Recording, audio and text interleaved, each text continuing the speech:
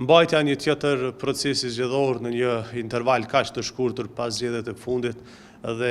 pas gjithë atyre proceseve zgjedhore të vitit të kaluar, natyrisht se paraqet një ngarkesë dhe sfidë të konsiderueshme për Komisionin Qendror të Zgjedhjeve dhe administratën e tij.